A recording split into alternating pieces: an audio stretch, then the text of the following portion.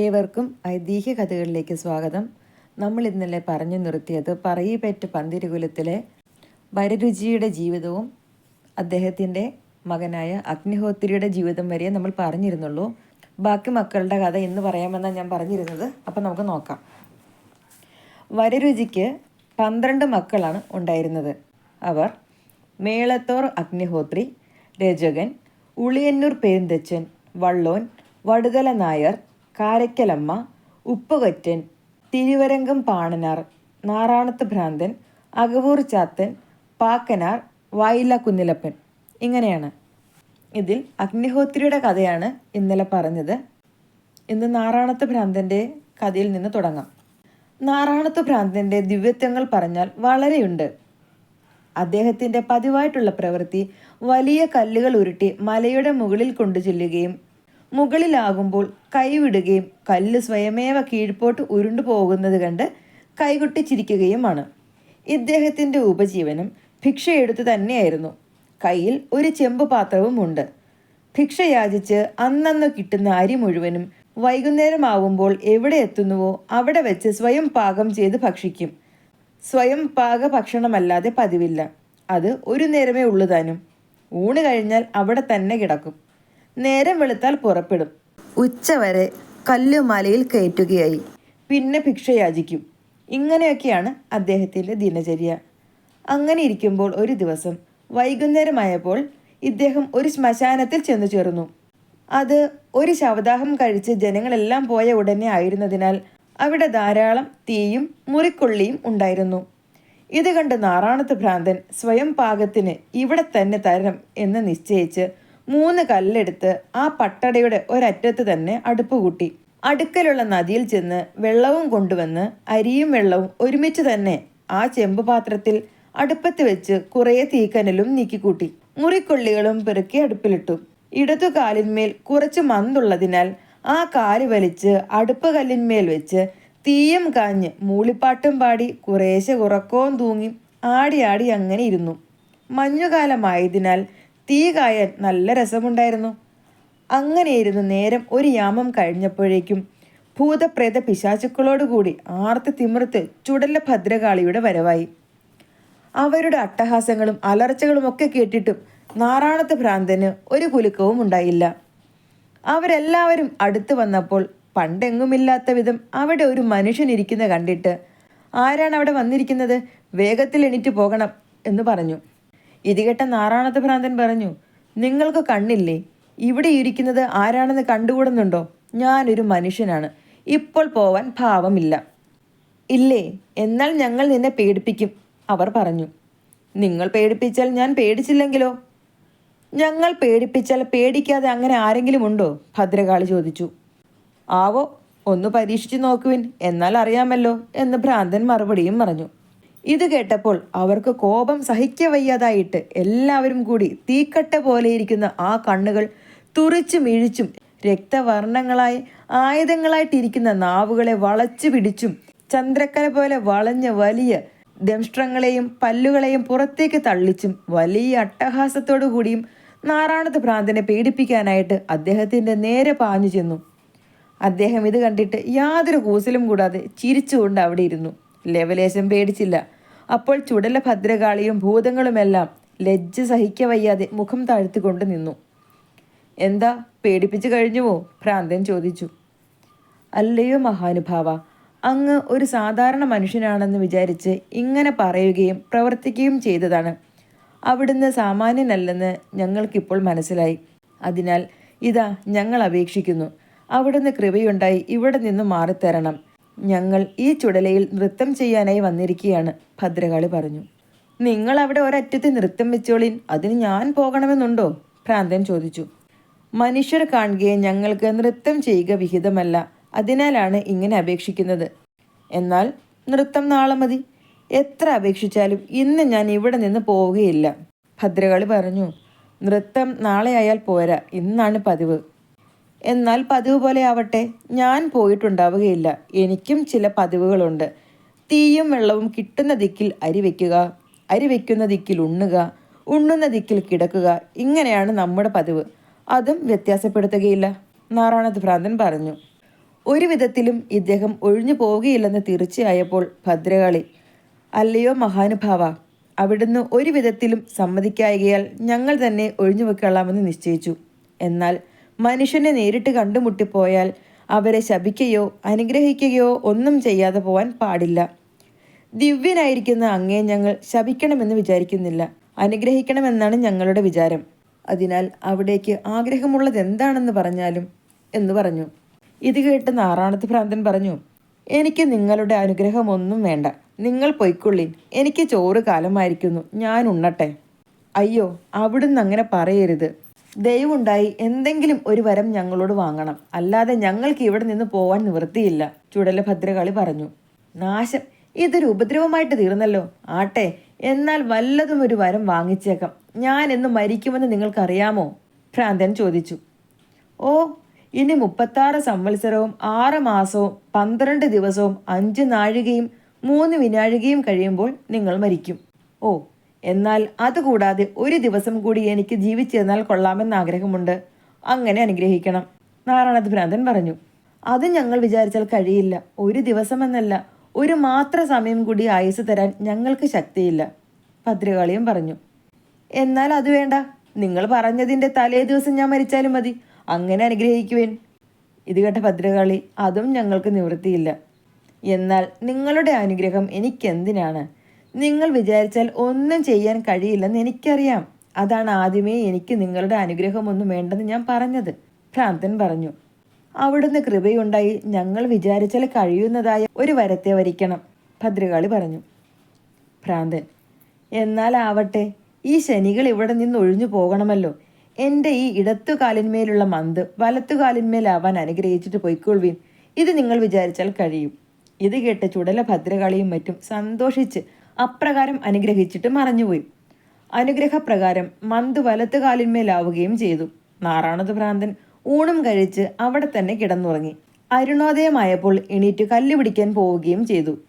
ഈ കഥയിൽ നിന്ന് ഈശ്വര കൽപ്പിതത്തെ നീക്കാൻ ആര് വിചാരിച്ചാലും കഴിയുന്നതല്ലെന്ന് സ്പഷ്ടമാകുന്നു. ഒരിക്കൽ നാറാണത്ത് ഭ്രാന്തൻ ഒരു നീച ജാതിക്കാരൻ്റെ ചാത്തമുണ്ണാൻ പോകുന്നതറിഞ്ഞ് മറ്റൊരാൾ കൂടെ ഒരുമിച്ച് ചെന്നു. 2 പേരും മൂക്കുമുട്ടെ ഊണ് കഴിച്ചു. ഉടനെ 2 പേരും ഒരുമിച്ച് തന്നെ അവിടെ നിന്ന് പുറപ്പെട്ടു. വഴിക്ക് നാറാണത്ത് ഭ്രാന്തൻ, എനിക്ക് ദാഹിക്കുന്നു എന്ന് പറഞ്ഞു. എനിക്കും ദാഹം സഹിക്ക വയ്യാതെ ആയിരിക്കുന്നു എന്ന് മറ്റേയാളും പറഞ്ഞു. ആട്ടെ, നിവൃത്തി ഉണ്ടാക്കാം എന്ന് പറഞ്ഞു. പിന്നെയും 2 പേരും കൂടി കുറച്ചു ചെന്നപ്പോൾ ഒരു മൂശാരിയുടെ ആലയിൽ ഒരു വലിയ വാർപ്പ് വാർക്കാനായി ഓട് ചൂളയിൽ വെച്ചുരുക്കുന്നത് കണ്ടു. നാറാണത്ത് ഭ്രാന്തൻ അവിടെ കയറി ചെന്ന് ഉരുകി തിളച്ചു മറിയുന്ന ഓട് കുറേ കൈകൊണ്ട് കോരി കുടിച്ചു. മറ്റേ ആളോടും കുടിക്കാൻ പറഞ്ഞു. അയ്യോ, പൊള്ളി ചത്തുപോകും, എനിക്ക് പ്രയാസമുണ്ട് എന്ന് മറ്റേയാൾ പറഞ്ഞപ്പോൾ, എന്നാൽ തനിക്ക് ഭ്രഷ്ടുണ്ട്, ഞാൻ ഉണ്ണുന്നിടത്തൊക്കെ ഉണ്ടായാൽ ഞാൻ കുടിക്കുന്നതൊക്കെ കുടിക്കുകയും വേണം എന്ന് പറഞ്ഞ് നാറാണത്ത് ഭ്രാന്തൻ പോവുകയും ചെയ്തു. നാറാണത്ത് ഭ്രാന്തൻ ചിലപ്പോൾ കട്ടുറുമ്പുകൾ കൂട്ടം കൂടി വരി വരിയായി പോകുമ്പോൾ അവയെയെല്ലാം എണ്ണിക്കൊണ്ടിരിക്കും. അങ്ങനെയും ഒരു പതിവുണ്ട്. അങ്ങനെ ഒരു ദിവസം നാറാണത്ത് ഭ്രാന്തൻ ഉറുമ്പുകളെ എണ്ണിക്കൊണ്ടിരിക്കുമ്പോൾ ഒരാൾ അവിടെ ചെന്ന് എത്രയായി എന്ന് ചോദിച്ചു. ഉടനെ നാറാണത്ത് ഭ്രാന്തൻ 10,000 പോയി, 10,000 ഉണ്ട്, അതുകൂടെ പോകണം, എന്നാൽ സുഖമായി എന്ന് മറുപടിയും പറഞ്ഞു. ഈ ചെന്ന് ചോദിച്ചയാൾക്ക് വളരെ കാലമായി വയറ്റിൽ ഒരു വേദനയുണ്ടായിരുന്നു. അതിന് ചികിത്സയ്ക്കും മറ്റുമായി 10,000 രൂപ ചെലവായിട്ടുണ്ടായിരുന്നു. പിന്നെ അയാൾ 10,000 രൂപ കെട്ടിവെച്ചിട്ടും ഉണ്ടായിരുന്നു. നാറാണത്ത് ഭ്രാന്തൻ പറഞ്ഞതിൻ്റെ സാരം, ആ 10,000 കൂടി ചെലവായാൽ ഇയാൾക്ക് വയറ്റിൽ വേദന ഭേദമായി സുഖമാകുമെന്നായിരുന്നു. ആ സാരം ഈ മനുഷ്യൻ മനസ്സിലാക്കി ശേഷമുണ്ടായിരുന്ന 10,000 കൂടി ചികിത്സയ്ക്കും സൽക്കർമ്മങ്ങൾക്കുമായി ചെലവാക്കുകയും വയറ്റിൽ വേദന ഭേദമാവുകയും ചെയ്തു. അകവൂർ ചാത്തനും ഇതുപോലെ തന്നെ ഒരു ദിവ്യനായിരുന്നു. അദ്ദേഹം അകവൂർ നമ്പൂതിരിപ്പാട്ടിലെ ഭൃത്യനായി ആ മനക്കലാണ് താമസിച്ചിരുന്നത്. അന്നത്തെ അച്ഛൻ നമ്പൂതിരിപ്പാട്ടിലേക്ക് അനർഹമായ ഒരു സ്ത്രീയിൽ മനസ്സ് പ്രവർത്തിക്കയാൽ തത്പാപ പരിഹാരാർത്ഥം ഗംഗാസ്നാനം ചെയ്യണമെന്ന് തീർച്ചയാക്കി. നമ്പൂതിരിപ്പാട്ടിന്ന് പോയപ്പോൾ ഭൃത്യനായ ചാത്തനെയും കൊണ്ടുപോയി. ചാത്തൻ ഒരു ചുരയ്ക്കായും എടുത്തിട്ടുണ്ടായിരുന്നു. നമ്പൂതിരിപ്പാട്ടിന്ന് സ്നാനം കഴിച്ച പുണ്യതീർത്ഥങ്ങളിലെല്ലാം ചാത്തൻ ഈ ചുരയ്ക്കായും മുക്കി. ചാത്തൻ എങ്ങും സ്നാനം കഴിച്ചതുമില്ല. നമ്പൂതിരിപ്പാട്ടിന് തിരികെ സ്വഭവനത്തിലെത്തി കാലഭൈരവ പ്രീതിയും മറ്റും കേമമായി കഴിച്ച് പാപമോചനം വന്നു എന്ന് വിചാരിച്ച് ഇരിപ്പുമായി. അങ്ങനെ ഇരിക്കുമ്പോൾ ഒരു ദിവസം ചാത്തൻ ഈ ചുരക്കായ എടുത്ത് കറിക്ക് നുറുക്കിക്കൊടുത്തു. അതൊരു കയ്പൻ ചുരക്കയായിരുന്നതിനാൽ കൂട്ടാൻ കയ്പ് കൊണ്ട് കൂട്ടാൻ പാടില്ലായിരുന്നു. കൂട്ടാൻ കഴിച്ചതിനാൽ നമ്പൂതിരിപ്പാട്ടിന്ന് അന്തർജനത്തിനോട് ദേഷ്യപ്പെട്ടു. ചാത്തൻ നുറുക്കി തന്നതാണ് ഞാൻ വെച്ചത്, കഷ്ണം എന്താണെന്ന് അറിഞ്ഞില്ല. ആ കഷ്ണത്തിന്റെ കയ്പായിരിക്കണം, അല്ലാതെ ഒന്നുമില്ല എന്ന് അന്തർജനം പറഞ്ഞു. നമ്പൂതിരിപ്പാട്ടിന്ന് ഊണ് കഴിഞ്ഞ് പുറത്തു വന്ന ഉടനെ ചാത്തനെ വിളിച്ച് കൂട്ടാനിന് നുറുക്കിക്കൊടുത്ത കഷ്ണം എന്തായിരുന്നു എന്നും അത് കഴിക്കുന്നതിന്റെ കാരണം എന്തെന്നും ചോദിച്ചു. അപ്പോൾ ചാത്തൻ, കൂട്ടാന്റെ കഷ്ണം കഴിക്കുന്നുണ്ടെങ്കിൽ തിരുമനസിലെ പാപവും തീർന്നിട്ടില്ല. തിരുമേനി സ്നാനം കഴിച്ച പുണ്യതീർത്ഥങ്ങളിലെല്ലാം അടിയൻ ആ കയ്പൻ ചുരക്കയും മുക്കിയല്ലോ. ആ ചുരക്കയാണ് കൂട്ടാനെന്ന് നുറുക്കിക്കൊടുത്തത് എന്ന് പറഞ്ഞു.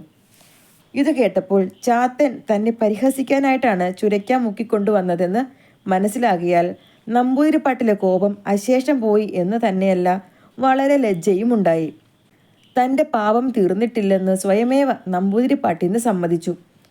ഇനി പാപം തീരാൻ എന്ത് വേണമെന്ന് നീ തന്നെ പറഞ്ഞു തരണമെന്ന് നമ്പൂതിരിപ്പാട്ടിന്ന് പറയുകയാൽ ചാത്തൻ, തിരുമേനി ഏതൊരു സാധനത്തെ ആഗ്രഹിച്ചുവോ അതിൻ്റെ പ്രതിമ ഇരുമ്പ് കൊണ്ടുണ്ടാക്കിച്ച് അത് തീയിലിട്ട് നല്ല പോലെ പഴുപ്പിച്ചെടുത്ത് നാട്ടി അനേകം ജനങ്ങൾ കൂടി നിൽക്കുമ്പോൾ ഇന്ന സംഗതിയുടെ പാപം തീരാനാണെന്ന് ഉറക്കെ വിളിച്ച് പറഞ്ഞുകൊണ്ട് അതിനെ ആലിംഗനം ചെയ്യണം. അല്ലാതെ ഈ പാപം ഒരിക്കലും തീരുന്നതല്ല എന്ന് പറഞ്ഞു. നമ്പൂതിരിപ്പാട്ടിന്ന് ഇത് കേട്ട് അങ്ങനെ തന്നെ ചെയ്യാമെന്ന് തീർച്ചപ്പെടുത്തി. പിന്നെ ഇരുമ്പ് കൊണ്ട് ഒരാളോളം വലിപ്പത്തിൽ ഒരു സ്ത്രീ പ്രതിമ ഉണ്ടാക്കിച്ചു. ഈ പ്രതിവിധി ഇന്ന ദിവസം ചെയ്യുകയെന്ന് നിശ്ചയിച്ച് മലയാള രാജ്യമൊട്ടുക്ക് ഒരു പരസ്യവും പ്രസിദ്ധപ്പെടുത്തി. സമയമായപ്പോഴേക്കും അസംഖ്യം ജനങ്ങൾ അവിടെ വന്നുകൂടി. പ്രതിമയും പഴിപ്പിച്ച് വലിയ കൊടിലുകൾ കൊണ്ടും മറ്റും പിടിച്ച് സഭയിൽ നാട്ടിവെച്ചു. നമ്പൂതിരിപ്പാട്ടിന്ന് തനിക്ക് പാപം സംഭവിക്കാനുള്ള കാരണവും ഇത് അതിൻ്റെ പരിഹാരമാണെന്നും ഉറക്കെ വിളിച്ചു പറഞ്ഞുകൊണ്ട് തീക്കട്ട പോലെ ജ്വലിച്ചുകൊണ്ടിരിക്കുന്ന പ്രതിമയെ കെട്ടിപ്പിടിക്കാനായി ഓടിച്ചെന്നു. തൊട്ടില്ലെന്നായപ്പോൾ അടുത്ത് നിന്നിരുന്ന ചാത്തൻ നമ്പൂതിരിപ്പാട്ടിലെ തടുത്ത് നിർത്തിക്കൊണ്ട്, ഇത്രയും മതി, ഇപ്പോൾ അവിടുത്തെ പാപമെല്ലാം തീർന്നിരിക്കുന്നു എന്ന് പറഞ്ഞു. അതിനെ അവിടെ കൂടിയിരുന്ന സകല ജനങ്ങളും ഐക്യകണ്ഠേന സമ്മതിക്കുകയും ചെയ്തു. ഇതിനാൽ പാപമോചനത്തിന് പശ്ചാത്താപവും മനഃശുദ്ധിയുമാണ് വേണ്ടതെന്നും അതുകൂടാതെ ഗംഗാസ്നാനം മുതലായവ ചെയ്താൽ മതിയാകുന്നതല്ലെന്നും സ്പഷ്ടമാകുന്നുവല്ലോ. നമ്പൂതിരിപ്പാട്ടിന്ന് പതിവായി 7.5 നാഴിക വെളുപ്പാനുള്ളപ്പോൾ കുളിച്ച് ഉച്ചയാകുന്നതുവരെ തേവാരം കഴിക്കുന്നതിൻ്റെ ഉദ്ദേശം എന്താണെന്ന് ഒരു ദിവസം ചാത്തൻ ചോദിച്ചു. ഞാൻ പരബ്രഹ്മത്തെ സേവിക്കുകയാണെന്ന് നമ്പൂതിരിപ്പാട്ടിന്ന് പറഞ്ഞു. അപ്പോൾ പരബ്രഹ്മം എങ്ങനെയിരിക്കും എന്ന് ചാത്തൻ ചോദിക്കിയാൽ നമ്പൂതിരിപ്പാട്ട് പരിഹാസമായിട്ട് നമ്മുടെ മാടൻ പോത്തിനെ പോലെ ഇരിക്കും എന്ന് പറഞ്ഞു. പിന്നെ നമ്പൂതിരിപ്പാട്ടിന്ന് കുളിക്കുമ്പോൾ ചാത്തനും പതിവായി കുളിച്ച് പരബ്രഹ്മത്തെ സേവിച്ചു തുടങ്ങി. അങ്ങനെ 40 ദിവസം കഴിഞ്ഞപ്പോൾ ചാത്തന്റെ ധ്യാനപ്രകാരം മാടൻ പോത്തിന്റെ സ്വരൂപത്തിൽ പരബ്രഹ്മം അയാൾക്ക് പ്രത്യക്ഷമായി. പിന്നെ സദാ പരബ്രഹ്മം ചാത്തന്റെ കൂടെ നടക്കുകയും അയാൾ പറയുന്ന വേലകൾ ചെയ്യുകയും തുടങ്ങി. നമ്പൂതിരിപ്പാട്ടിന്ന് ഈ വിവരമൊന്നും അറിഞ്ഞുമില്ല. അദ്ദേഹത്തിന് ഈ മാടൻ പോത്ത് അപ്രത്യക്ഷമായിട്ടാണ് ഇരുന്നതും. അങ്ങനെ ഇരിക്കുമ്പോൾ നമ്പൂതിരിപ്പാട്ടിന്ന് തെക്കേ ദിക്കിലേക്ക് ഒരു യാത്രയുണ്ടായി. ഭാണ്ഡം എടുക്കുന്നതിന് ചാത്തനെയും കൊണ്ടുപോയി. ചാത്തൻ ഭാണ്ഡം മാടൻ പോത്തിന്റെ പുറത്ത് കെട്ടിയിട്ട് ചുമപ്പിച്ചും കൊണ്ട് നമ്പൂതിരിപ്പാട്ടിലെ കൂടെ പോയി. ഓച്ചിറ പടനിലം എന്ന് പ്രസിദ്ധമായ സ്ഥലത്ത് ചെന്നപ്പോൾ അവിടെ ഒരു വിസ്താരം കുറഞ്ഞ വാതിക്കലൂടെ കടന്നു പോകേണ്ടിയിരുന്നു. നമ്പൂതിരിപ്പാട് മുമ്പേ കടന്നു. പിന്നാലെ ചാത്തനും കടന്നു. മാടൻ പോത്തിന്റെ കൊമ്പുകൾ അവിടെ തടഞ്ഞതിനാൽ അതിന് കടക്കാൻ പാടില്ലാതെ അവിടെ നിന്നു.